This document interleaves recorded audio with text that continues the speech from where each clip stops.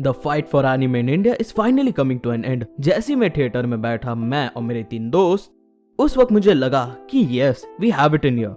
इन 2019 जितना थिएटर 10 की नोकों के लिए नहीं भरा था मुंबई में, उसका डबल उस दिन मैंने देखा। I got a seat. It was this movie जिसने हमें दिखा दिया कि ये जो एनीमे की लहर है वो बस दिल्ली, बैंगलोर या चेन्नई जैसे बड़े शहरों तक सीमित नहीं है मेरे कचरों, बल्कि अब छोटे शहरों में भी जा रही है, जहां अपॉर्चुनिटीज तो छोड़ो, बिजली और पानी तक नहीं आते।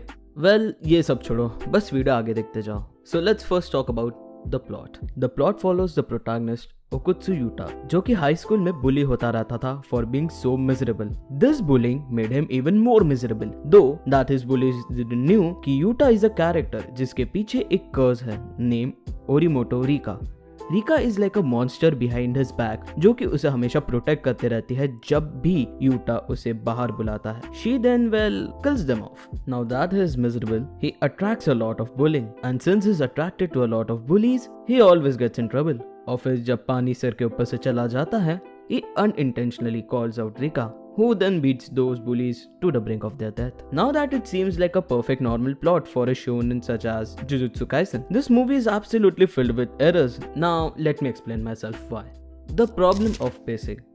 Okay, it's time we accept this fact. Most of the movies जो कि किसी मांगा से adapted होती हैं, वो बहुत ही ज्यादा fast paced होती हैं। चाहे आप Jujutsu Kaisen Zero ले लो, या फिर A Silent Voice, या Tomodachi Game. It happens because a manga is written in the form of a series, resulting in infinite amount of screen time with absolutely no restrictions. I guess the story was really fast paced. Now let me explain this more in detail. Not giving any spoilers, इस story में training arc बिल्कुल ही cut कर दिया गया है। We are just shown 2 या 3 scenes of Yuta training and that's it. Moreover, it's filled with standalone scenes in the beginning, like primary fights where the relationship between the protagonist and the side characters like Maki, Panda, Toge, etc. are built.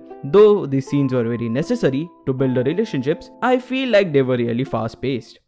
So there was a particular scene जहाँ पर जो green well है वो lift नहीं हो रही थी, और अगले ही सीन कट करने के बाद वी आर नेवर टोल्ड कि वो व्हील कैसे लिफ्ट हुई। And after that, the scene changes and no explanation was given, just like some cyberbullying post I just saw recently. Okay, jokes aside, later in the story the villain challenges the heroes for the large scale battle, and in the next scene वही दिन से story start हो जाती है। They literally took out all the suspense and the wait for the fight, and that feeling कि कुछ बड़ा होने वाला है story में, और story finally ending की तरफ approach कर रही है, because story एकदम smooth चल रही होती है और फिर सीधा हमें story की ending पर पहुंचा दिया जाता है। Because of that all vibes are killed, and just like that there are many transitions in the story जो कि बिल्कुल भी smooth नहीं है। So let's talk about characters. I guess इस मूवी का strong point इस मूवी के अंदर के characters है। Characters को बहुत ज्यादा ही अच्छे से flash out किया गया है। The batchmates of Yuta, I mean Maki, Panda, Toge, all have their flashed out personalities, just like our team.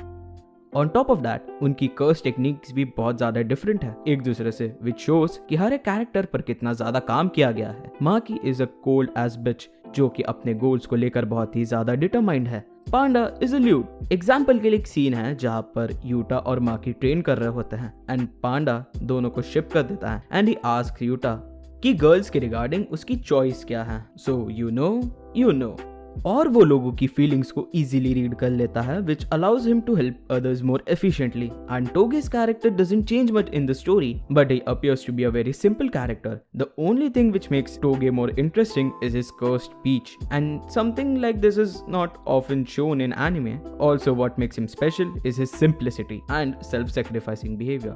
The main character Yuta is someone who is miserable as fuck, और वो अपने आप को change करना चाहता है। Throughout the story, he transitions from a miserable human being to someone strong who cares for his friends and can show his worth in a battlefield. He is determined to get out of his curse, and even though he's depressed, he's positive about his surrounding. उनकी life outside high school पर बहुत कम focus है। मुझे ऐसा लगता है कि उनकी बैक स्टोरीज को काफी अच्छे से लिखा गया है, specially of Yuta and Maki. Now let me explain what went wrong with the antagonist. Geto, no doubt, एक ऐसा कैरेक्टर है जिसकी डबल पर्सनालिटी है और वो डबल लाइफ जीता है। He is good inside, but his idols are very evil. He wants the weak to perish and he wants the rule of the sorcerers. He intends to become one of the strongest sorcerers and then kill all the non-sorcerers. अब शायद आपको लग रहा होगा कि it's so childish, but the thing is, Day doesn't really seem childish in the eyes of Geto. His idols, however, इतने अच्छे से शो नहीं किए गए हैं, ना ही उसका माइंडसेट इतना काफी डेवलप किया गया है, बट जितना किया गया है, he was an interesting character who is not willing to kill children but is willing to kill anyone for power, and I want more from him. काफी expectations है यार इस बंदे से. Before we end the video, there are things I wanted to mention, like the idea of the story is told by an adult, but the script is written by a child. Nonetheless, ये jujutsu Kaisen के author की first मांगा थी, so I would let it go. पहली बार में mistakes तो होती हैं, and we are lucky कि jujutsu Kaisen is a completely fleshed out series जो कि मांगाका के ट्रू पोटेंशियल को काफी अच्छे से शो कर देता है. Apart from all the nitty-gritty details I just mentioned above in the criticism, I still think कि this movie is mid. या ये काफी It's my opinion कि it's mid. It's just a one-time watch movie. अगर आप मुझे कहेंगे कि इस मूवी को फिर से एक बार देखने, so I might hesitate to watch it, क्योंकि एक बार देख लिया and it's just a one-time watch, तो मैं वापस देखना प्रेफर तो नहीं करूंगा, as इतनी सारी जो मैंने बकवास की अभी कुछ देर पहले उसको मद्देनजर रखते हुए. ये एक मेरा ओपिनियन है कि जो बैकग्राउंड्स अगर हम मूवी के स्टार्ट में देखेंगे, जो मूवी के टाइटल के पहले आता है, आई डोंट नो व्हाई, वो काफी अच्छा लग रहा था मुझे देखने में, इन थिएटर स्पेशली, एंड काफी ऐसे सीन्स है जहाँ पर बैकग्राउंड्स काफी अच्छे से ड्रॉ हुए हैं, सो उसको थिएटर में देखने का ना काफी अलग ही मुझे मजा आ रहा था. So I just wanted to mention, क्योंकि भाई दिल की बात है, बताना जरूरी लगी. आई स्टिल थिंक कि it is mid and every shonen liker should watch it. So आज के लिए बस इतना ही. So like, comment, share and subscribe for more videos. Till then मिलते हैं अगले वीडियो में, तब तक बाय बाय.